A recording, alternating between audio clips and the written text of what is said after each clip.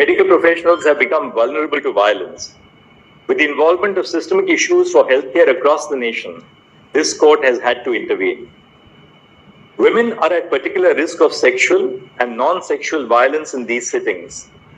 Due to ingrained patriarchal attitudes and biases, relatives of patients are more likely to challenge women medical professionals. In addition to this, female medical professionals also face different forms of sexual violence at the workplace by colleagues, seniors, and persons in authority. Welcome to Legals 24. Supreme court suo motu cognizance on RG Kar medical college ఈ విషయంగా మనకి 20th August 2024 అంటే నిన్న supreme court ఒక order pass చేయడం జరిగింది. దాని గురించి కొన్ని విషయాలు మీతో షేర్ చేసుకున్నాను, ఈ వీడియో చేస్తున్నాను. మీ అందరికీ తెలిసిందే 9th Augustన ఆర్జికర్ మెడికల్ కాలేజీలో పీజీ ట్రైనీ డాక్టర్ మీద రేప్ జరిగిన విషయం, మర్డర్ జరిగిన విషయం మీ అందరికీ తెలిసిందే. అయితే ఆ కేసు కలకత్తా హైకోర్టులో పెండింగ్లో ఉండగా సిబిఐ ఇన్వెస్టిగేషన్ జరుగుతూ ఉండగా సుప్రీంకోర్టు ఎందుకు సుమోటో కాగ్నిజెన్స్ తీసుకోవాల్సి వచ్చింది అంటే రీజన్స్ మనకి నేషన్ వైడ్గా చాలా లార్జ్ ప్రొటెస్ట్ అనేది చేయడం జరిగిందండి.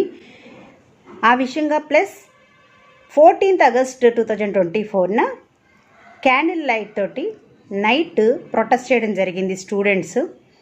ఆ టైంలో నైట్ 12:30కి లార్జ్ మాబ్ అంటే ఆల్మోస్ట్ 7,000 పీపుల్ అని చెప్తున్నారు. అంతమంది ఆర్జికర్ మెడికల్ కాలేజీలోకి ఎంటర్ అయ్యి emergency ward, OP ward, other departments including crime scene అంటే సెమినార్ హాల్లో ఎక్కడైతే రేప్ జరిగిందో ఆ ప్లేస్ని కూడా ధ్వంసం చేయడం జరిగిందండి. అంతమంది ఎలా సిటీలోకి ఎంటర్ అయ్యి అంతమంది ఎలా హాస్పిటల్ ప్రిన్సెస్లోకి ఎంటర్ అయ్యి ఎలా ధ్వంసం చేశారనేది ఇక్కడ ప్రశ్నార్థకం. పోలీసు వారు ఎటువంటి యాక్షన్ తీసుకోకుండా ఎలా ఉన్నారు అనేది చాలా ఆశ్చర్యాన్ని కలిగించే విషయం. ఈ విషయాల మీద సోషల్ మీడియాలో జరిగే ఈ వైడ్ స్ప్రెడ్ ఇదంతా కూడా చూసి supreme court concerned about two things అండి. ఒకటి ఏంటంటే you cannot go to a place of work and be safe, then we are denying them the basic conditions of equality. After the principal resigns from this medical college, he's sent to another hospital. He's appointed as a principal of another college. Let not the power of the state of West Bengal be unleashed on peaceful protesters. First, on matters of safety, we are deeply concerned about the fact that there is a virtual absence of safe conditions of work for young doctors across the country, particularly in public hospitals. As we know, these are all young interns, they are residents, senior residents, doctors, and most importantly, women doctors. Yes. Who are subject to graver dangers and vulnerable. They are vulnerable. By virtue of the nature of their Absolutely. Because of gender. Most of the young doctors have to put in somewhere 36 hours stretch.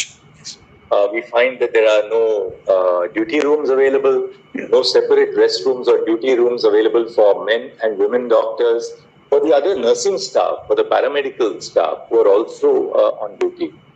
And therefore, we must evolve a national consensus to ensure that there must be a standard national protocol. Ultimately, what is equality under the Constitution all about? If women cannot go to a place of work and be safe, then we are denying them the basic conditions of equality. And therefore, we are entertaining this, and I'll very shortly share the way we want to proceed with this to ensure that ultimately, it's not that every time that there is a rape or murder that the conscience of the nation is awakened. We have to do something right here and now to ensure that these conditions of safety are maintained in terms of protocols which will not just be on paper, but protocols which will be enforced across India. We are deeply concerned of the fact that the name of the deceased who was assaulted and murdered, the name has been published all over the media. Photographs have been all over the media.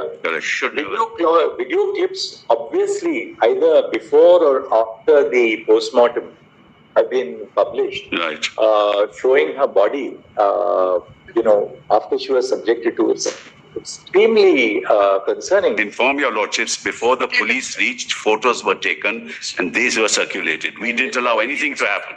We cordoned off the area. This is the way we provide dignity and That's respect terrible. the privacy It's terrible. of an individual who has lost her life. Medical professionals ఇంత ఇన్సేఫ్టీలో ఉన్నారు అనే దాని గురించి.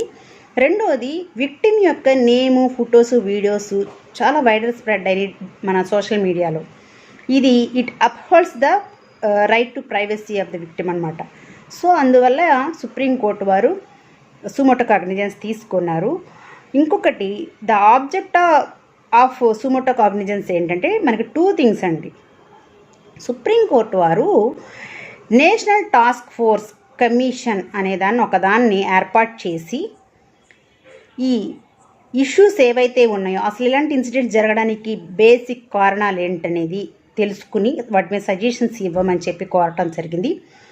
ఈ national task force అనేది 9 మెంబర్స్తో ఒక commission, అలాగే 5 ఎక్స్ అఫీషియల్స్తో ఈ కమిషన్ 11 రకాలైన అంశాల మీద ఎంక్వైరీ జరిపి వారి యొక్క సజెషన్స్, రికమెండేషన్స్ సుప్రీంకోర్టు వరకు ఇవ్వవలసి ఉంటుంది.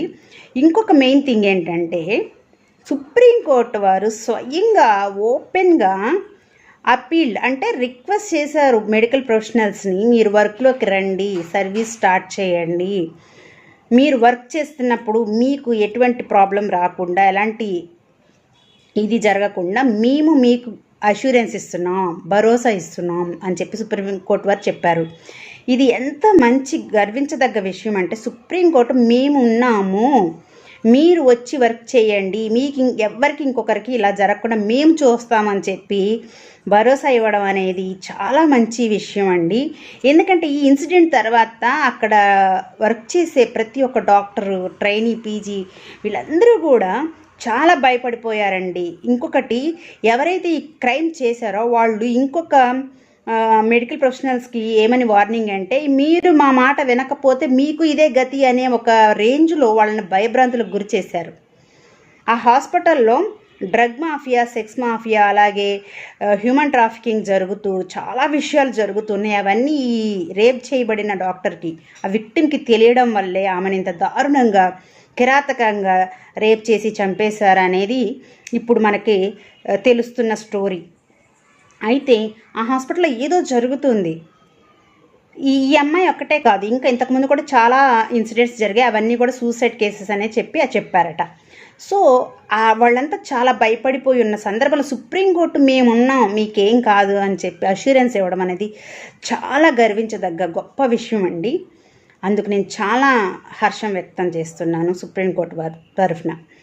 ఇంకొకటి, ఇలాంటి ఇన్సిడెంట్స్ జరిగిన తర్వాత సుప్రీంకోర్టు మనకి ఈ కమిటీ అలాగే ఆ ప్రొఫెషనల్స్ని రిక్వెస్ట్ చేసి అష్యూరెన్స్ ఇవ్వడం జరిగింది. అయితే నిన్న 20వ తారీఖు ఆగస్టు 2024న హీరింగ్ జరిగిన సందర్భంగా ఏమేమి విషయాలు జరిగాయో మీకు ఇప్పుడు తెలియజేస్తాను. అంటే ఎడ్యుకేటర్స్కి, ప్రొఫెషనల్స్కి అర్థమవుతుంది కానీ నార్మల్ పీపుల్కి కూడా అర్థం కావాలనే ఉద్దేశంతో ఈ వీడియో చేస్తున్నాను.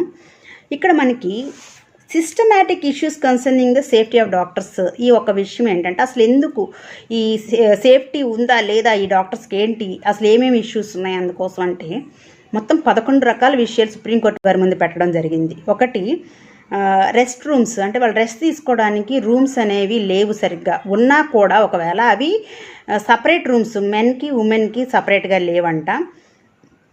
శానిటేషన్ సరిగ్గా లేదంట, సెక్యూరిటీ గార్డ్స్ సరిగ్గా లేరంట, టాయిలెట్స్ సరిగ్గా లేవట. తర్వాత ట్రాన్స్పోర్ట్ ఫెసిలిటీస్, అంటే నైట్ షిఫ్ట్ అయింది, 12ంటికో షిఫ్ట్ అయింది, 2ంటికో షిఫ్ట్ అయింది, ఇంటికి వెళ్ళడానికి ట్రాన్స్పోర్ట్ ఫెసిలిటీస్ అనేది గవర్నమెంట్ ప్రొవైడ్ చేయలేకపోయింది, హాస్పిటల్స్ ప్రొవైడ్ చేయలేకపోయాయి. అలాగే స్క్రీనింగ్ సెక్యూరిటీ ఫర్ ఆర్మ్స్, అంటే గేట్ దగ్గరే ఎవరైనా ఆయుధాలు పట్టుకొస్తున్నారా ఏంటి, అసలు ఎవరైనా ఏమైనా పట్టుకురాని వస్తువులు పట్టుకొస్తున్నారా అనేది ఒక స్క్రీనింగ్ చెకప్ అనేది లేకపోవడము. అలాగే ఇల్ లైట్ ఏరియాస్ ఉండడము, unrestricted areas for patients and other staffs, అలాగే సీసీటీవీ కెమెరాస్ సరిగ్గా లేకపోవడం, ఉన్నవి సరిగ్గా పని చేయకపోవడం, అలాగే సపోర్టివ్ ఫెసిలిటీస్ అంటే డాక్టర్స్ ఒకవేళ స్ట్రెస్కి గురైనప్పుడు వాళ్ళు ఒక కంటిన్యూ డ్యూటీలో ఉన్నప్పుడు వాళ్ళు కొంచెం ఏదైనా ఇబ్బంది కలిగినప్పుడు వాళ్ళకి సపోర్టివ్ సిస్టమ్ అనేది ఒకటి లేకపోవడము, తర్వాత హై రిస్క్ ఇన్ ఐసీయూలో కూడా హై రిస్క్లో వాళ్ళు వర్క్ చేయడం, ఇవన్నీ 11 రకాల ఇష్యూస్ సుప్రీంకోర్టు వారి ముందు పెట్టడం జరిగిందండి. తర్వాత రెండో విషయం ఏంటంటే delay in filing of the FIR. ఇది చాలా పెద్ద డౌట్కి ప్రతి ఒక్కరికి అనుమానం కలిగించే విషయం అండి. Early in the morning young doctor, it appears that the crime was detected in the early hours of the morning. Yes. No, indeed. After the crime was detected in the early hours of the morning, the principal of the hospital tries to pass this off as a suicide. Not true. Her parents are not allowed to see a body. The parents are not allowed to see the body for almost. No, Malad, I'm sorry. Anyway, Malad, this is the impression. We'll have to place the facts before your lordships. We have investigated that. This is not correct. After the principal resigns from this medical college, He's sent to another hospital. he's appointed as a principal of another college. He doesn't resign. But anyway, be that as Malad, At the least, his conduct is under scrutiny, and he's appointed as a principal somewhere else. this is all. We have a note on all this misinformation. The investigation has been handed over to the Bureau of Investigation. Yes, done. Yes. We want CBI to file a status report before this court on Thursday. Today we intend to pass an order. We are setting up under the authority of this person. Clearly, the autopsy would reveal that this is a case where a doctor has been murdered, where she has been murdered. Yeah. The FIR is registered at 11:45 in the night, Mr. Sibal. Yeah. And who was expected to Yes. Nobody in the hospital registers the FIR. No. The father registers the. What was the principal or the vice principal? What were the authorities of the hospital doing? Look, they wanted a board. We constituted a board. They wanted a magistrate. We got the magistrate. You don't need time for registration of FIR. You don't need a medical board for registration of FIR. Mr. Sibal, it is the Application obligation was made of the before the sale of the- authorities of the hospital. Yeah. The parents are not present in the hospital when the murder takes place. Yes. For one thing, Mr. Sibal, we have very, very concerned. Let not the power of the state of West Bengal be unleashed on peaceful protesters. Malad, I give to your. We have videos of all that happened. People, whether they are doctors, civil society, lawyers, people who are protesting, so long as there is no act of destruction of. We have videos. We agree. Let there not be the power of the state unleashed on Agree. peaceful protest. Malad, I agree, and that has not happened. 1 second. We have videos which we will place before your lordship. And Malad, what happens is political parties get into the act. Morning అనే crime జరిగితే night 11:45కి FIR file చేశారండి police వారు. దానికి ముందు principal ఈ కేసుని suicide కేసుగా ఎందుకు suppress చేయవలసి వచ్చింది, ఆయన ఎందుకు రిజైన్ చేయవలసి వచ్చింది, దాన్ని యాక్సెప్ట్ చేయకుండా ఆయన ఎందుకు ట్రాన్స్ఫర్ చేయాల్సి వచ్చింది అనేవి చాలా అనుమానించదగ్గ విషయాలు. అయితే సుప్రీంకోర్టు వారు ఇక్కడ ఒక విషయాన్ని అడిగారండి, ఎఫ్ఐఆర్ ఫైల్ చేయడంలో డిలే ఎందుకు అయ్యింది అంటే మనకి సిబాల్ అడ్వకేట్ గారు ఏం చెప్పారు అంటే 2 to 4:45 పోస్ట్ మార్టం రిపోర్టు అనేది పోస్ట్ మార్టం చేయడం జరిగింది అని చెప్పారు. మరి మన చీఫ్ జస్టిస్ గారు అడిగారు, ఓకే ఆ తర్వాత కూడా 11:45 అయింది కదా, 4:45కి పోస్ట్ మార్టం అయితే ఆ తర్వాత కూడా ఫైల్ చేయడానికి 11:45 ఎందుకు అయిందని. అయితే మనకు పార్థివాలా గారు ఒక క్వశ్చన్ అడిగారు. అడ్వకేట్ గారు ఏమన్నారంటే unnatural death incident report UDI file చేసి పోలీసు వారు ఆ తర్వాత పోస్ట్ మార్టంకి పంపారు అని చెప్పి అడ్వకేట్ గారు చెప్పడంతో పార్థివాలా గారు ఏమన్నారంటే UDI ఈజ్ నాట్ FIR అన్నారు. అంటే అన్యాచురల్ డెత్ ఇన్వెస్టిగేషన్ అనేది FIR కాదు అని చెప్పి అన్నారు.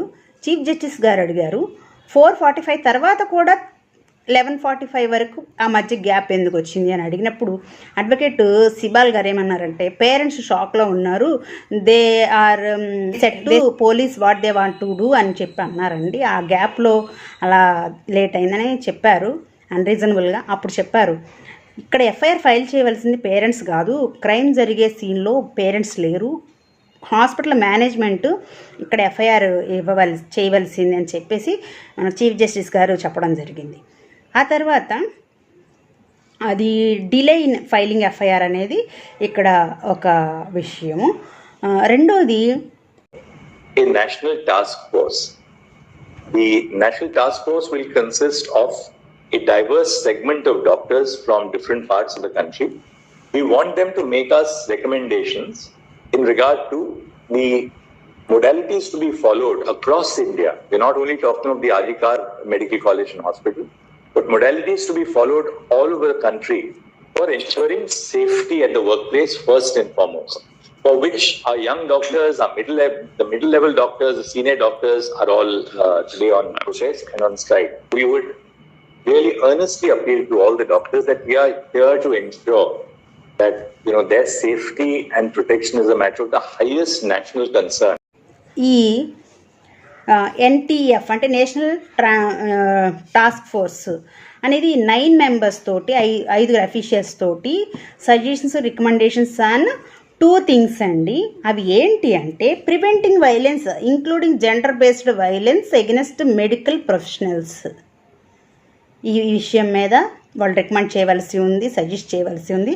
రెండో విషయం providing an enforceable national protocol for dignified and safe conditions for interns, residents, senior residents, doctors, nurse and all medical professionals అన్నారు.